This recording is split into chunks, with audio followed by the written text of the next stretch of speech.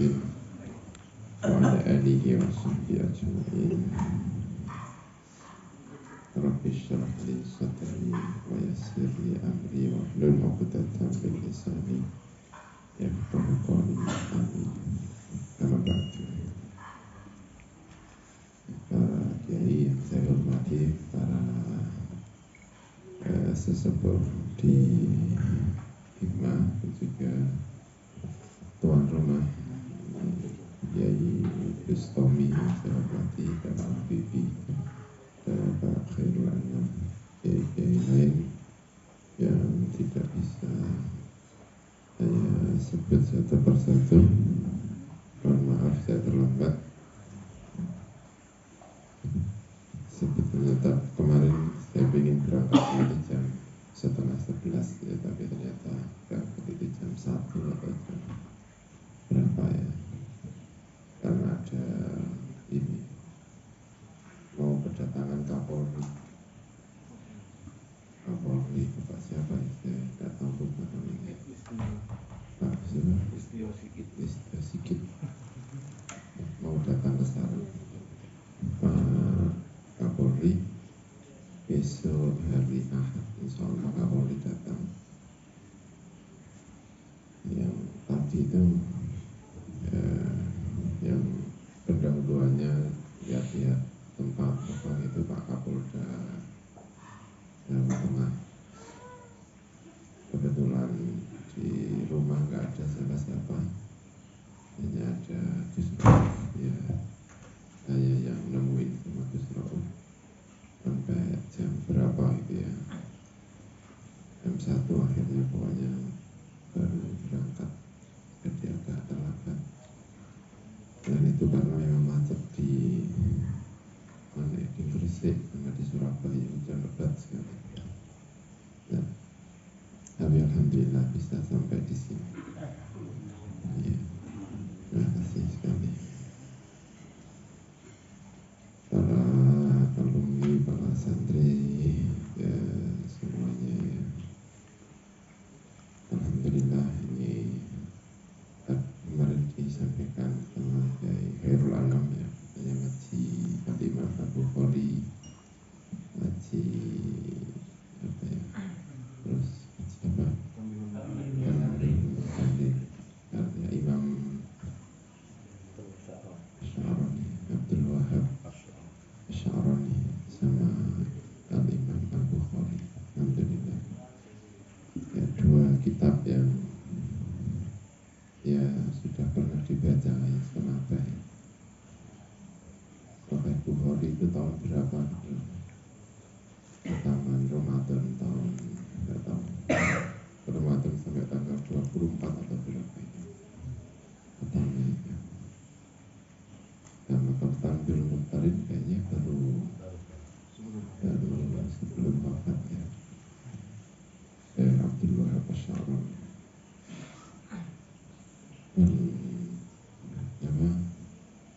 Dulu di Mesir itu agak ramai diperbincangkan. Ada kelompok mahasiswa, kelompok santri itu yang mau meniru Mbah Wahab, yaitu Abdul Wahab Asy'arani. Ramai sekali, sampai bikin diskusi, dibikin apa ini ya, yang sampai sekarang saya juga nggak tahu cara jawabnya. Karena itu ya santri Al-Azhar dari Indonesia itu menjual kitabnya, seluruh kitabnya itu dijual. Nah, kenapa kepada dijual ini? Buku-bukunya apa yang dijual semua? Kenapa katanya? Ya, ilmunya itu kepengen ilmu laduni.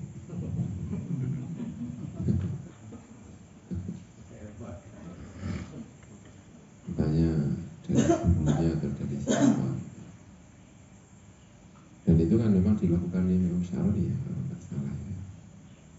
Karena Imam Syaroni itu kan gurunya kan Ali Al-Khawas ya, salah satu orang yang dikagumi adik saya, Gus Wafi. Memangnya sama Ali Al-Khawas di Mesir itu dulu.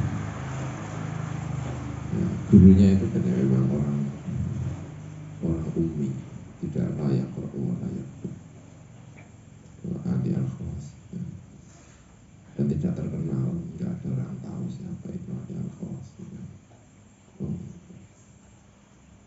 Katanya itu hidupnya di jalan-jalan, di pasar-pasar, kayak orang biasa itu, nggak ada yang kenal. Ali Al-Khawas itu terkenal ya mungkin karena punya murid namanya Abdul Wahab Asy'ari. Kalau Abdul Wahab Asy'ari ini kan memang orang pintar dari kecil,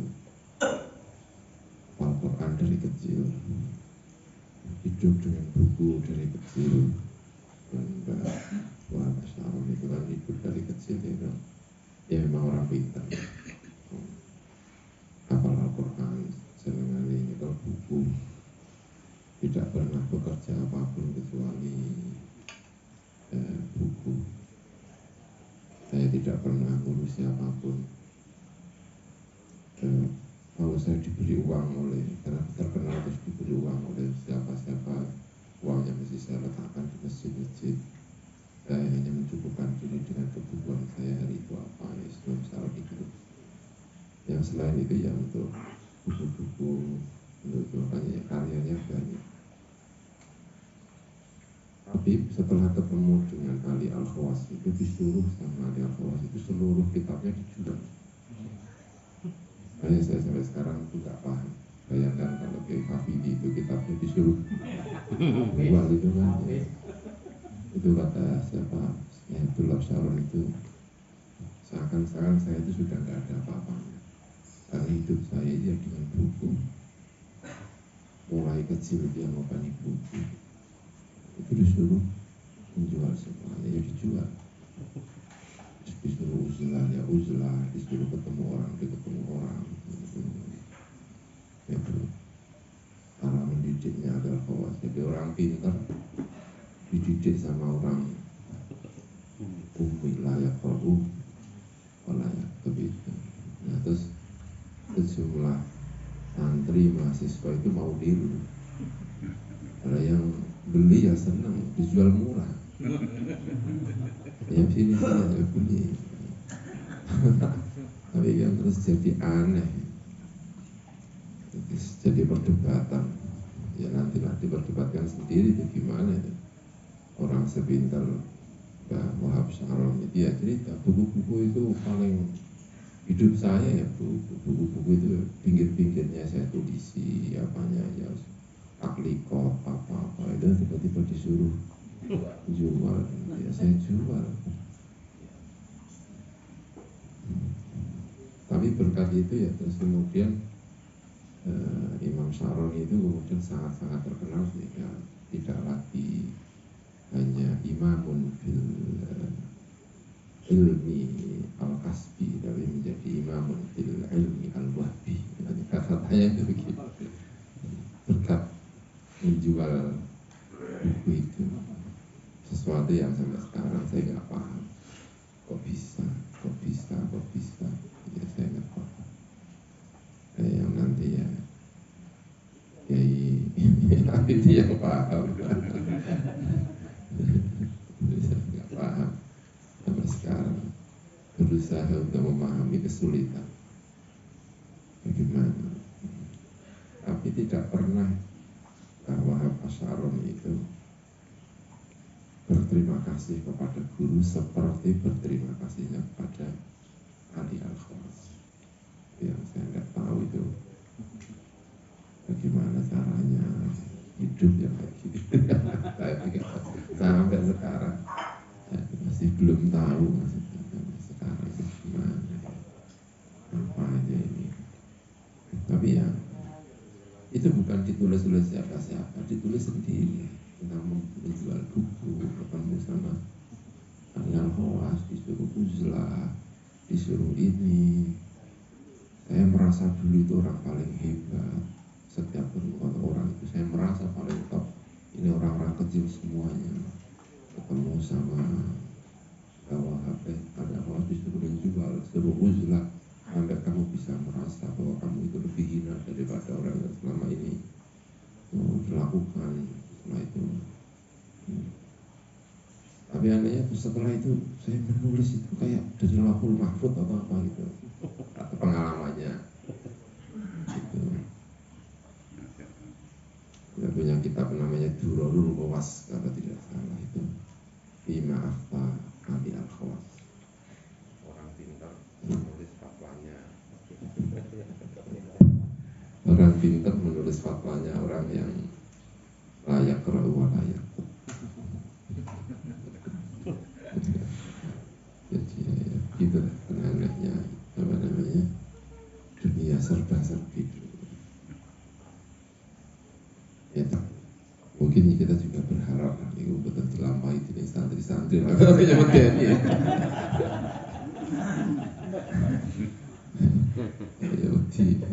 Dan itu pernah terjadi di Kairo itu Bu. Dan itu bukan 1-2 orang, kelompok malah yang membingungkan.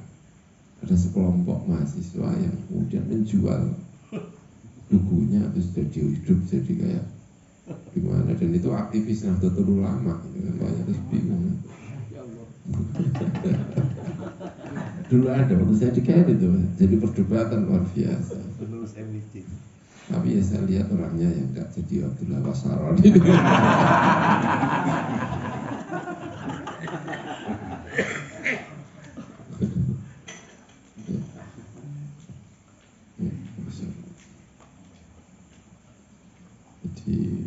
memang kadang-kadang mendidik orang itu yang nggak tahu ya, itu yang mungkin tidak bisa dilakukan oleh semua orang, tapi mungkin bisa dilakukan oleh 1-2 orang ya, karena ya mendidik itu ya ada seninya ya. Cara melihat orang pada orang mau diapakan ini ya ada seninya. Cara mendidik kepada A belum tentu bisa dilakukan untuk mendidik B dan seterusnya. Mungkin begitu ya mungkin kalau apa kayak Kanjeng Nabi itu ya sampai tahu murid-muridnya hadis yang terkenal tentang pengetahuan Nabi terhadap santri-santrinya itu ya ada, kalau tidak salah di Sunan Abi Dawud itu ya mungkin yang arhamu ummati bi ummati Abu Bakr, orang paling polas di antara umatku adalah Abu Bakar, wa asyadduhum fi al-amri Umar bin Khattab, orang yang paling keras, paling kalau ada sesuatu itu langsung muncul dirinya itu adalah Abu Bakar. Apa siapa? Umar. Itu tahu lah kajian Nabi ya. Memang ya alhamdulillah mati ya kan Nabi ya menyebutnya Abu Bakar atau Asyadun bil Amri menyebut Sayyidina Umar, atau A'lamu bil halal wal haram Mu'adz bin Jabal, yang ahli fakih itu Mu'adz bin Jabal, wa akhrabu ummati Zaid bin Sabri. Jadi yang tahu ya, yang detail-detail cara memuji satu-satunya satu persatu santri-santrinya itu kan yang paling tahu halal haram ya Mu'adz bin Jabal. Karena itu ya dididik betul kan ya, lagi cara mendidiknya kepada siapa Mu'adz bin Jabal ya, gitu. Yang pernah itu kan Mu'adz bin Jabal itu yang pernah mengimami sholat isya dengan surat Al-Baqarah terus makmumnya lari itu. Yang Mu'adz bin Jabal itu dipanggil sama Kanjeng Nabi. Kamu jangan bikin orang benci sama masjid gara-gara kamu orang tidak suka masjid.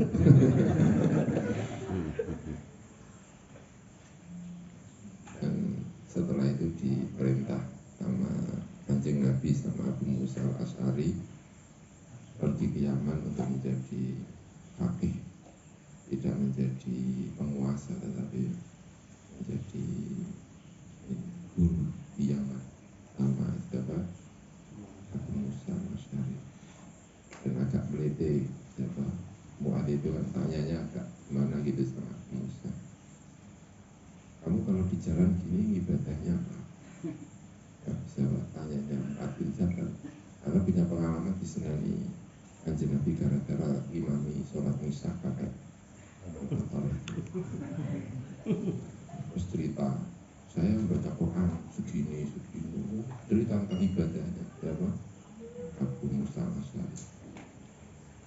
Mu'adz itu dengan santai mengatakan, ini ahtasibu naumati kama ahtasibu qaumati. Kalau saya itu tidur yang ibadah, melek yang ibadah. Jadi agak santai. Siapa itu? Mu'adz bin Jabal itu. Di pesan Kanjeng Nabi, dua orang ini yasiro wala tu'asiro, basyiro wala tunafiro. Iya, ketika pergi ke Yaman, dan itu Mu'adz itu statusnya adalah a'lamu ummati bil halal. Ada yang disifati lagi afrodu ummati Zaid bin Sabit, orang yang paling pintar ilmu faraid itu Zaid bin Sabit. Jadi Imam Syafi'i kalau faraid biasanya kalau sudah idza qala Zaid bin Sabit itu ya biasanya manut, karena ya mendapat garansi dari Kanjeng Nabi apa afrodu ummati Zaid bin Sabit. Ada Kanjeng Nabi menyebut apa akra'u ummati Ubay bin Ka'ab. Dan Kanjeng Nabi itu mendidik satu persatu dengan kriteria-kriteria itu yang beda. Didiknya Kanjeng Nabi kepada Abu Bakar yang berbeda dengan didiknya Kanjeng Nabi kepada Umar. Jadi ini yang beda, dan itu mungkin yang harus dilakukan oleh Ali Al-Qawas itu terus. Tidak semua orang disuruh mungkin caranya ini yang begitu, mendidik kepada, karena Ubay bin Ka'ab itu adalah dididik sebagai guru Al-Quran. Akra'u ummati Ubay bin Ka'ab, kalau ada tamu-tamu dari mana ngaji Qurannya ya sama Ubay bin Ka'ab. Makanya dididiknya juga seni mendidik luar biasa. Kanjeng Nabi dadanya pernah disentuh sama Kanjeng Nabi, yang terus setelah itu beliau mengatakan, setelah disentuh itu saya tidak pernah tenang, tidak punya keraguan sama sekali tentang apa. Setelah dada saya itu disentuh oleh tangannya Kanjeng Nabi. Kanjeng Nabi pernah berkata kepada Ubay bin Ka'ab, amaroni Rabbi an aqra'a 'alaika al-Qur'an. Saya diperintahkan Ubay untuk membacakan Al-Quran kepada. Kalimat ini ya sudah luar biasa, tapi mungkin karena Ubay itu orang pintar, jadi ya pertanyaannya ya pertanyaan orang pintar. Karena tahu persis Kanjeng Nabi itu salah satu tugas pentingnya itu membacakan Al-Quran. Laqad manna Allahu 'alal mu'minina idh ba'atha fihim rasulan min anfusihim yatlu 'alaihim. Memang pekerjaan Nabi itu ya membacakan ayat kepada umatnya. Maka kalau kemudian disuruh baca Al-Quran, disuruh kepada Ubay, itu pertanyaannya itu perintah umum atau perintah khusus? Kalau disuruh baca Al-Quran kepada Ubay ya memang saya muridnya ya.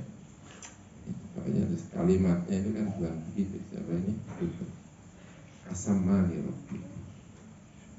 Apa Gusti Allah itu menyebut namaku. Karena khawatirnya kan itu perintah umum.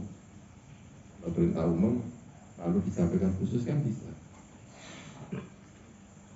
Saya diperintahkan oleh Mbah Maimun untuk datang ke sini untuk membacakan kitab. Lalu saya ketemu dengan orang, saya diperintahkan Mbah Maimun untuk membaca kitab kepadamu, kan tetap bisa.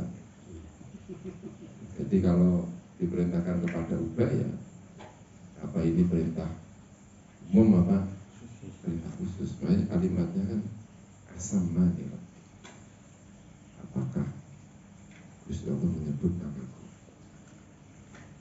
Hanya bidawai nama. Langsung nangis, siapa itu? Karena nama namanya disebut Gusti Allah. Itu cara kan Nabi mendidik Ubay bin Ka'ab yang kemudian disebut Asra Umati Ubay bin Ka'ab, karena terus dibacakan surat Al-Bayyinah. Lam yakunil ladzina kafaru min ahlil kitabi wal musyrikin. Makanya kalau baca surat itu ya ingat ya Pak. Ini adalah surat yang dibacakan oleh Kanjeng Nabi setelah Kanjeng Nabi ngendika sama Ubay. Makanya dalam riwayatnya kadang-kadang sorry, saya diperintahkan untuk membaca surat Al-Bayyinah, tapi sepertinya tidak sorry seperti itu. Tapi dalam Al-Quran setelah itu dibacakan surat Al-Bayyinah. Itu apa? Ubay bin Ka'ab yang menyebut mau sendiri orang yang disebut namanya jenis Gusti Allah itu kelihatannya itu dua. Pertama itu Sayyidah Khadijah, yang kedua adalah Ubay bin Ka'ab. Tiga Kanjeng Nabi apa? Ketika Kanjeng Nabi sama Sayyidah Khadijah sama Jibril lagi baca Quran atau apa, pokoknya lagi ketemu sama malaikat Jibril. Kata malaikat Jibril sama Kanjeng Nabi, sebentar lagi Sayyidah Khadijah akan datang. Nanti kalau dia datang, sampaikan salamnya Gusti Allah sama salam saya kepada Khadijah.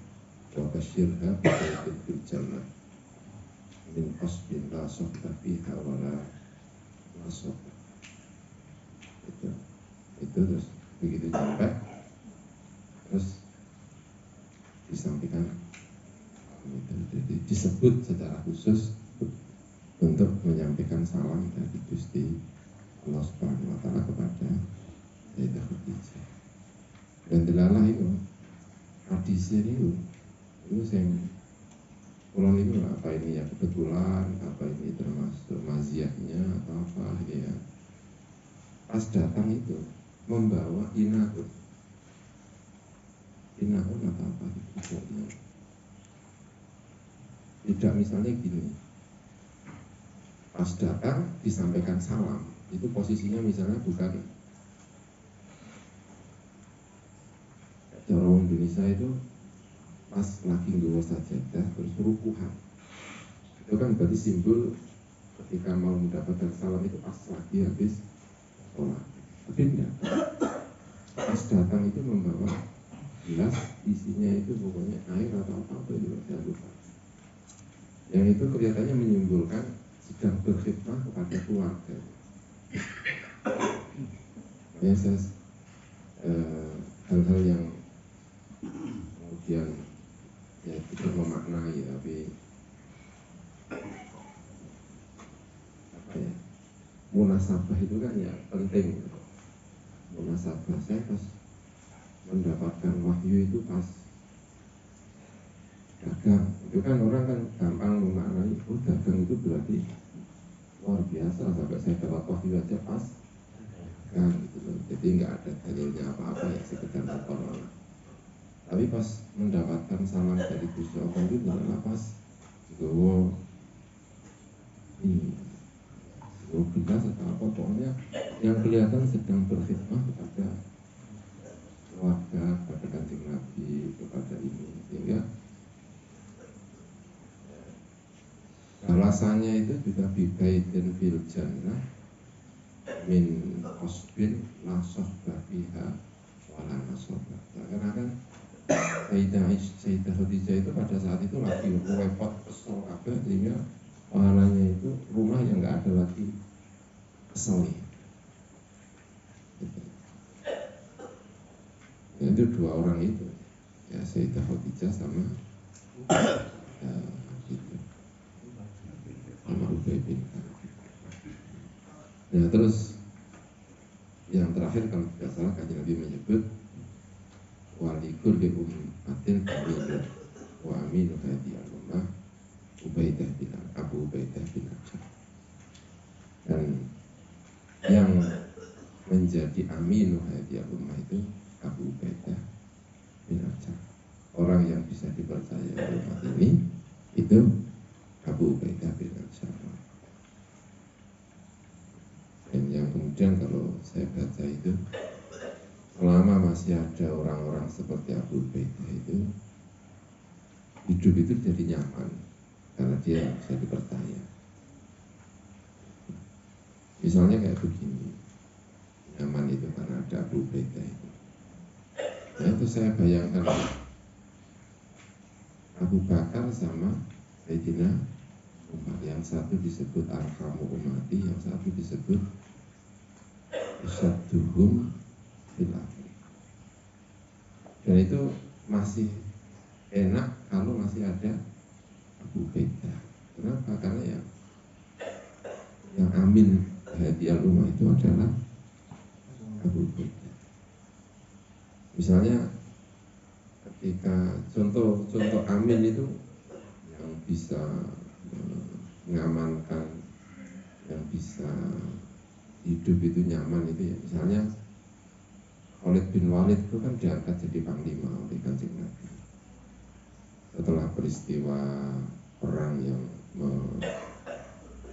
menggugurkan beberapa tokoh, termasuk yang gugur itu adalah Ja'far bin Abi Thalib. Panglima-panglima yang disebut oleh Kanjeng Nabi itu semuanya gugur, lalu pasukan disuruh memilih pilihannya sendiri dan jatuh pilihan kepada Khalid bin Walid. Lalu Khalid bin Walid yang berhasil menangkan peperangan itu. Nah setelah itu kan Khalid bin Walid kemudian diangkat jadi panglima. Padahal itu kan Islam anyaran. Kalau menurut ukurannya itu, menurut sejarah-sejarah yang saya baca itu kan Islam anyaran. Tapi beliaulah yang diangkat menjadi panglima. Yang sebetulnya sahabat itu juga kurang berkenan, karena kalau panglima itu kalau zamannya Kanjeng Nabi itu tidak hanya nyekel senjata, tapi hanya nyekel sajadah, imami. Siapapun yang diangkat oleh Kanjeng Nabi menjadi pemimpin itu pasti imami. Nah pada salah satu peperangan itu Khalid bin Walid itu merasa ini itu kayaknya tidak cukup kuat para tentaranya. Karena itu Khalid bin Walid minta bantuan dari Madinah. Nah setelah minta bantuan dari Madinah itu yang dikirim itu pimpinannya Abu Ubaidah bin Jarrah. Pasukannya itu orang-orang gede Muhajirin. Begitu nyampe Balatan Wah, Khalid itu langsung ngomong, kamu dikirim sebagai bantuan terhadap saya. Berarti yang memimpin tetap saya. Jadi Khalid itu saya sebagai panglima itu tenang. Nanti seorang di panglima itu kelihatannya. Kata orang Muhajirin, anta amir qaumika. Kamu jadi ambil pada kaum saja. Wa amirul Muhajirin Abu Ubaidah. Karena orang Muhajirin yang as-sabiqun awal itu lebih nyaman kalau dipimpin dengan Abu Ubaidah. Lebih nyaman daripada dipimpin oleh bin Walid. Yang dalam standar itu ya, saya kadang-kadang baca itu orang menyebutnya itu ya Islam anyaran. Khalid bin Walid itu baru masuk Islam itu Ubaidah Fatimah yang mengalahkan perang Uhud ya Khalid bin Walid. Baru sebelum Fatu Mekah dia datang sama Amr bin As masuk. Baru beberapa saat itu jadi panglima ini kan nggak nyaman, nyaman. Tapi ya itu pilihannya Rasulullah. Nah itu ketika para muhajirin tidak mau dipimpin Khalid bin Walid, Abu Ubaidah itu menunjukkan kelasnya.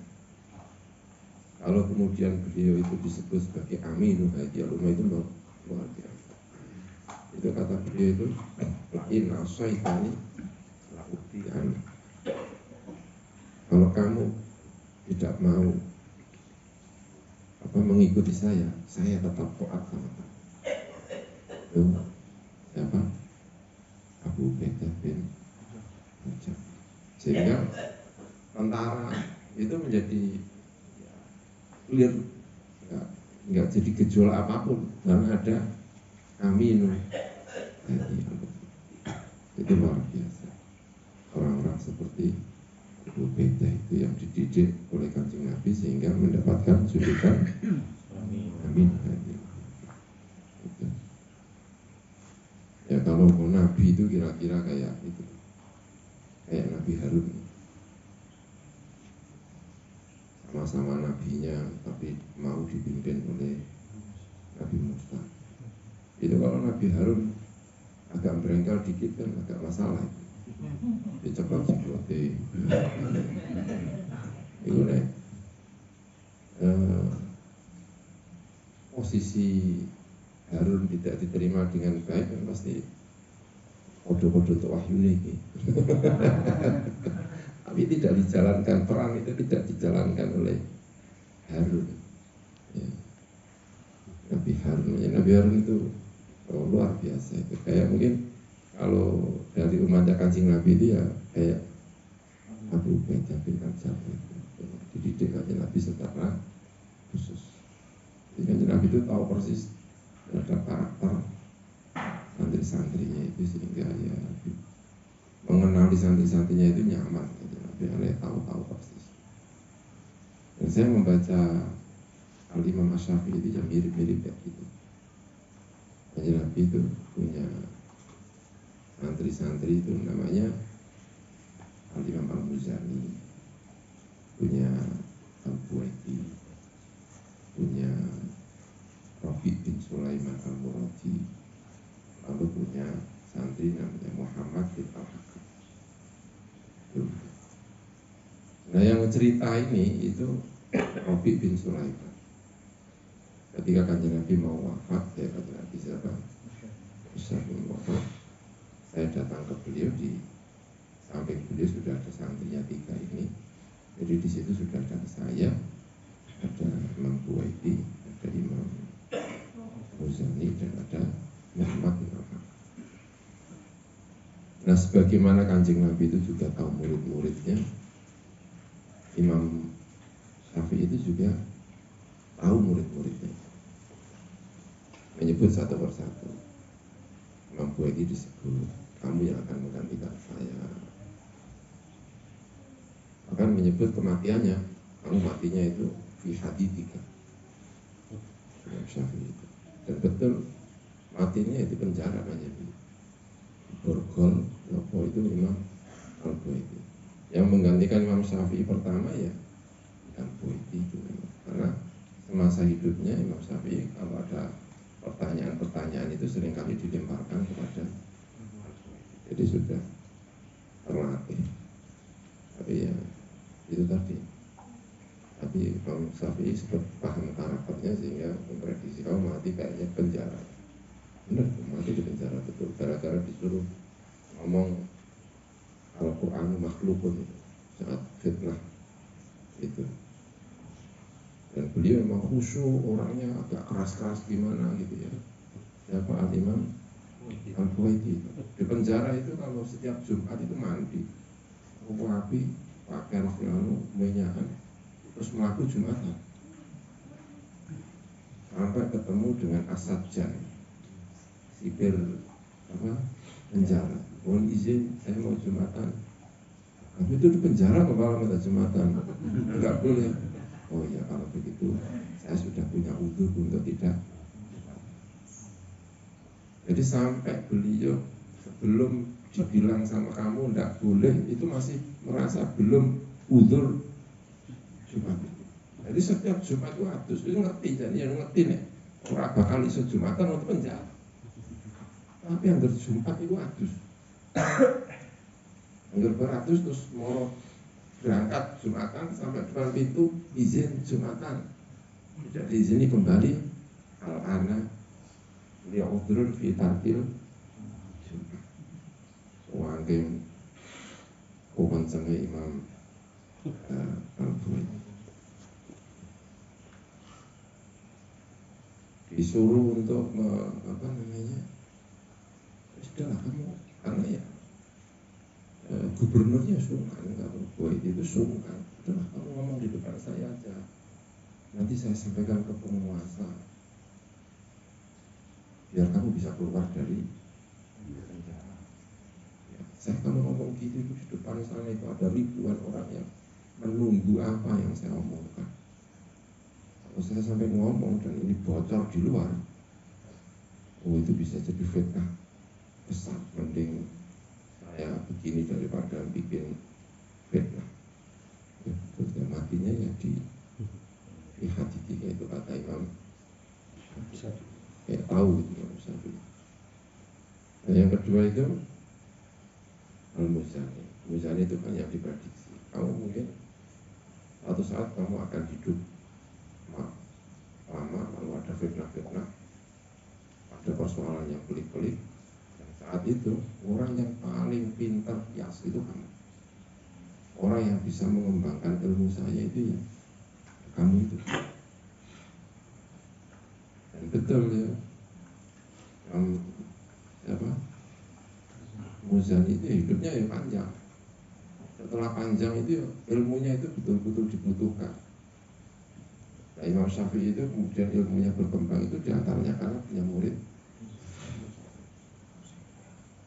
Karena hidup di era yang banyak pertanyaan dan itu tidak bisa dijawab hanya dengan ilmunya Syafi'i, tapi dijawab dengan mengembangkan ilmunya. Dan itu ya siapa ini? Nah kemudian menyifati yang Rabi bin Sulaiman itu kan mu'atid. Mu'atid ya kerjanya mu'atid. Ilmunya itu ya ilmu ini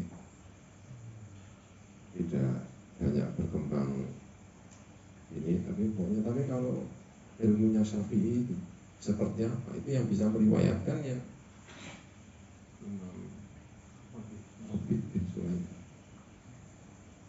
Guru hadis terkenal ya Imam Rabi bin Sulaiman itu. Muhadis besar itu yang dicari kalau ke Mesir ya Rabi bin Sulaiman.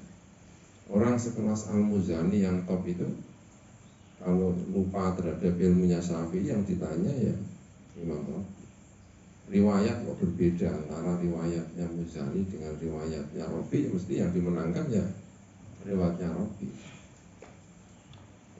Karena ya ilmunya itu benar-benar ilmunya Imam Syafi'i. Sehingga Imam Syafi'i menyebut dalam ketika mau wafat itu anta rawiyat, kamu yang bisa meriwayatkan ilmu saya. Jadi ada Imam Syafi'i itu yang punya santri-santri itu kan sampai tahu betul. Nah yang Muhammad bin Al-Hakam itu kata Imam Syafi'i itu, kalau kamu yang kamu ini setelah saya wafat kayaknya kamu kembali ke Malikiyah. Saya kadang-kadang biar sama santri itu. Kalau kamu ini mana ini? Kalau kamu pulang jadi PKB ini.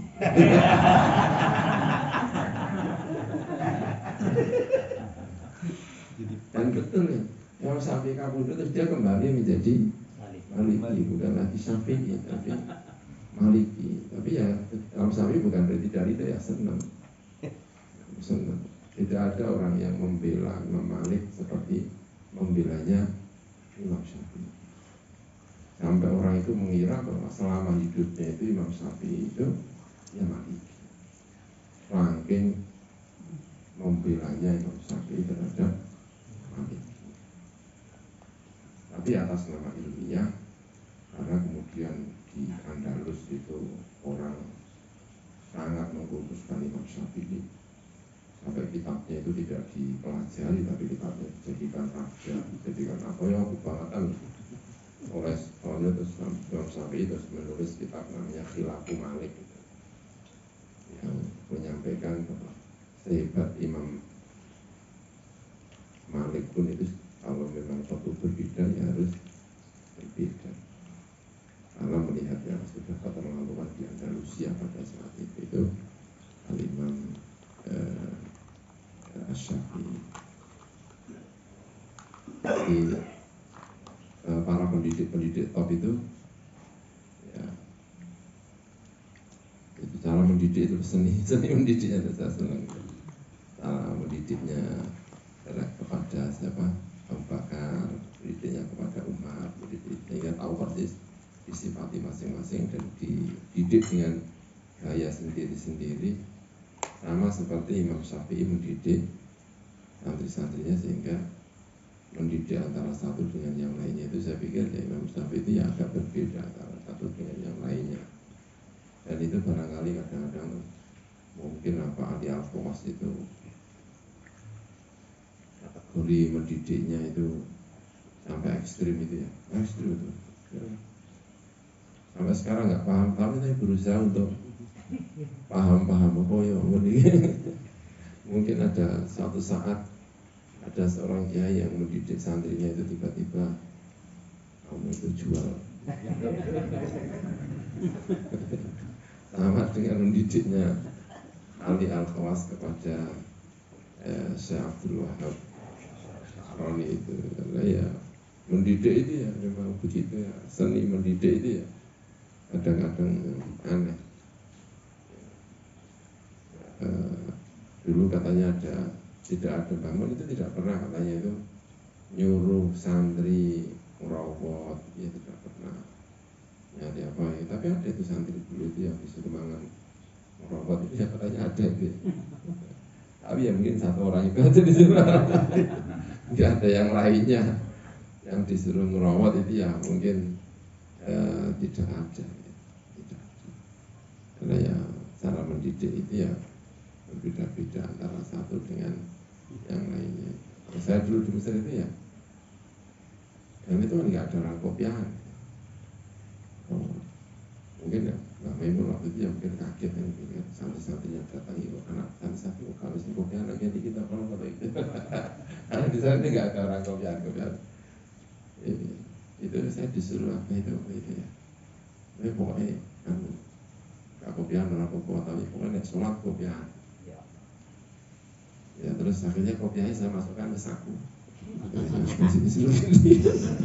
Nanti kalau saya sholat minggu baru dapat menang. Orang wong kopiahan zaman itu ya hampir tidak ada orang kopiahan. Gurunya Bang Memon ya saya lihat ya kayaknya ya ingat-ingat lupa gitu ya. Gurunya itu kan namanya Diauddin Al-Qurdi, guru Thariqah. Diatnya kan kepada saya Diauddin Al-Qurdi. Dia guru kami ngajar di kampus. Itu kalau kuliah ya pakai jas kayak gini terus apa gitu. Tapi begitu keluar mau naik mobil, saya pernah melihat itu mau naik mobil itu ganti baju sudah. Pulang mau naik mobil pulang, bajunya sudah bajunya mursyid. Jadi punya baju di kampus dan punya baju sebagai mursyid itu Syekh Diauddin Al-Qurdi. Itu kan gurunya Mbah Maimun, guru Thariqah Naqsabandi pertama kali di Mesir yang datang. Saya ikut nemenin datangnya nggak pakai janji, nggak pakai apa itu ya. Datang sowan kepengen biat Thariqah, lalu biat di situ. Setelah biat itu kemudian langsung disuruh untuk sekaligus menjadi mursyid. Ya, itu ya. Saya juga nggak tahu ya, makanya sampai sekarang itu termasuk kekaguman, termasuk sesuatu yang selalu masuk memori itu ya. Di antara ini cara pandangnya orang-orang top itu pakai apa gitu loh, saya itu tidak tahu. Karena saya tahu persis, saya punya kawan di Mesir itu, ya bukan kawan, senior luar biasa. Itu sudah ngaji sama saya Diauddin itu bertahun-tahun dan menjadi muridnya ya bertahun-tahun. Minta untuk dijadikan mursyid, sampai pulang ya nggak jadi mursyid.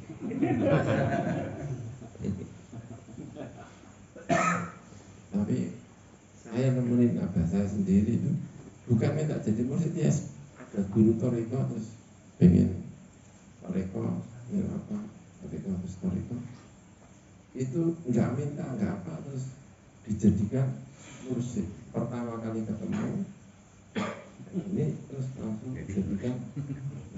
Pakai pandangan apa ya, saya itu bingung.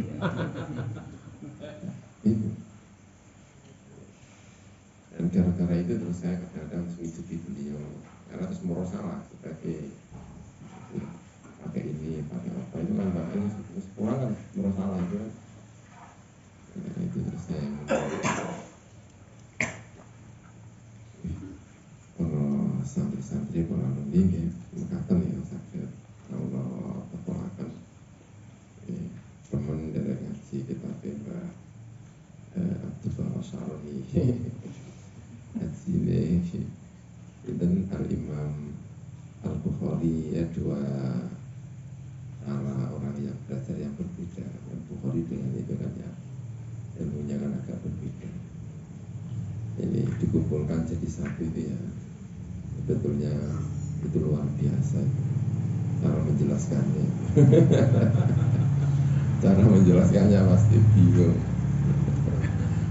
Karena ngaji Bukhari terus sanadnya jelas, ini jelas, ini jelas, ujuk-ujuk ngaji apa Mu'arrikh As-Sufiyah nomor wahid kan Mu'arrikh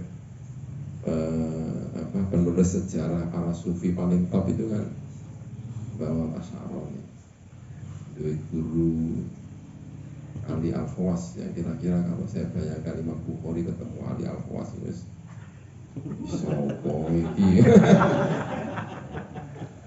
Tapi itu yang justru jadi pilihannya Abdul Wahab Syaroni. Dan itu ngaji dalam satu waktu. Ngaji Bukhari terus ngaji apa? Abdul Wahab Syaroni. Ya, seninya di pesantren itu ya mungkin itu ya mungkin seninya di pesantren. Katakan kiraman penyelesaian maksami.